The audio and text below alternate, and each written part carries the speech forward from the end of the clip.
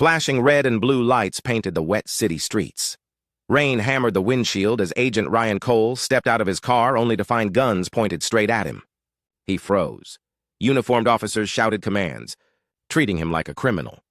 But Ryan wasn't the suspect. He was the FBI agent leading the case. In seconds, his badge, his reputation, his entire career all meant nothing because someone had made a call. Someone had decided he was guilty before the truth could even speak. And what happened next would expose not just a mistake, but a system built to protect power, not people. Before we dive in, hit that like button and subscribe so more stories like this reach people who need to hear them. Ryan Cole had spent 12 years with the FBI. A quiet man, disciplined, respected by everyone who'd ever worked beside him. He wasn't flashy, but he got results. From high-profile fraud cases to violent crime investigations, Ryan's record was spotless. Off-duty, he was just a father, a single dad raising his teenage daughter. Emily, in a small Virginia suburb, their life was ordinary, until the morning everything changed. Began with a call about a missing evidence file. A classified digital drive had vanished from a field office, the kind of file that could compromise multiple ongoing cases. Ryan was assigned to lead the internal inquiry. He knew the stakes. Losing that drive meant someone inside the bureau had crossed the line. 2 days later, everything spiraled. The missing drive was found. In Ryan's own car, a setup so clean it almost looked real. Within minutes, he was surrounded by the same agents he'd once trained and trusted. Their faces were cold, their voices flat, as if they'd already decided what to believe. He tried to speak and to explain, but no one listened.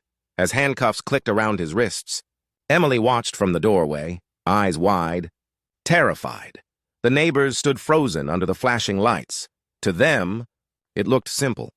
The FBI had caught one of their own, but the truth was anything but simple. And for Ryan Cole, this was only the beginning of a fight, not for his badge, but for his name. The headlines came fast. FBI agent arrested in internal leak probe. Ryan's photo was everywhere. News anchors dissected his past cases, twisting every detail into suspicion. His friends at the bureau stopped answering calls. Inside the bureau, no one dared to defend him. It was easier to believe he'd fallen from grace than to admit something darker might be happening. Ryan was suspended indefinitely, pending investigation. They took his gun, his badge, his security clearance, and left him with nothing but silence. For the first time in years, the man who had built his life around justice began to doubt it. How could the same system he served so loyally turn on him so quickly? His attorney, a seasoned defense lawyer named Dana Wells, believed him. She'd seen too many internal scapegoats, people destroyed to protect higher-ups. Her first words to him were simple. "Ryan, they're covering for someone. You're the easiest target." Together, they dug through records, timestamps, and camera logs. One detail stood out. The day the evidence drive disappeared, Ryan's ID badge was used to access the restricted storage room while he was across town at a crime scene. But the footage was missing. The file that could clear his name had been corrupted. Then came the whispers. That Agent Turner. His superior had ties to one of the corporations being investigated on that same drive. Company with millions at stake if the truth came out. Ryan realized this wasn't just a setup, it was a cover-up, and he was the sacrifice. The nights grew longer. Emily stopped going to school. People stared. Someone spray-painted "traitor" on their garage door. Every morning, Ryan wiped it off in silence. He'd always believed that the truth, sooner or later, would speak for itself, but now, truth felt like a luxury only the powerful could afford. Then one afternoon, a message arrived in Dana's encrypted inbox. No name, no trace, just a single attachment, security footage from the FBI archives. It showed Turner entering Ryan's office late at night, carrying a small black case. He left minutes later holding nothing. The next morning, that same case, the one containing the digital drive, was found in Ryan's vehicle. Dana stared at the screen, whispering, "This is it." But before they could submit it as evidence, her office was raided, hard drives confiscated, footage gone. They were told it was protocol, but Ryan knew someone was watching. Desperate. He went public. He sat for an interview with an independent journalist and said the words no agent ever dared to say. "The FBI I served isn't the FBI that just destroyed my life." The clip went viral. Millions watched as Ryan spoke, calm, measured, broken. But instead of sparking justice, it triggered retaliation. He was charged with obstruction and defamation of a federal agency. By then, Ryan's world had collapsed completely. His house was gone.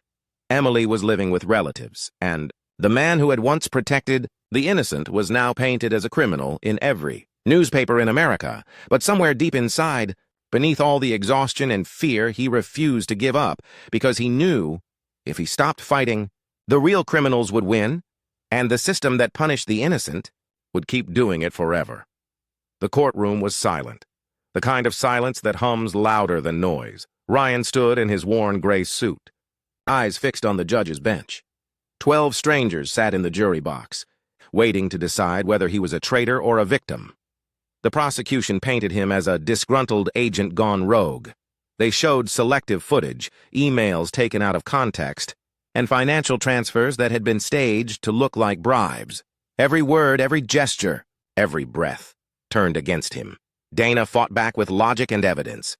But she was outnumbered. Requests for key documents were denied. Witnesses suddenly couldn't recall. And the footage that proved Turner's involvement? Officially classified, a matter of national security. Ryan realized he wasn't fighting for truth anymore. He was fighting against power. When Turner took the stand, his tone was cold, rehearsed. He spoke of Ryan as if they'd barely known each other. Then came the final blow, a confession file the Bureau claimed they'd recovered from Ryan's old laptop, a file he had never written. Dana objected, shouting, "That file was planted!" But the judge overruled. The gavel came down like thunder. Ryan looked around the room. The agents he once called brothers avoiding his eyes, the journalists scribbling headlines before the verdict was even read. He thought of Emily, watching from the back row, her face pale, trembling. When the foreman stood and said the word guilty, the sound tore through him like shrapnel. He didn't cry. He didn't shout. He just closed his eyes, whispering, "This isn't justice." As they led him away in cuffs, cameras flashed, reporters yelled questions, but all Ryan could hear was the rain outside, the same rain that fell the night they arrested him. And somewhere, behind all that chaos, a man named Turner was already signing a promotion letter, rewarded for keeping the truth buried. Ryan Cole had become another name in the system, another reminder that when institutions protect themselves, the innocent become the enemy. Ryan spent the next 4 years behind bars, 4 years of watching the system he once protected continue without him. Clean suits, polished lies, and quiet corruption.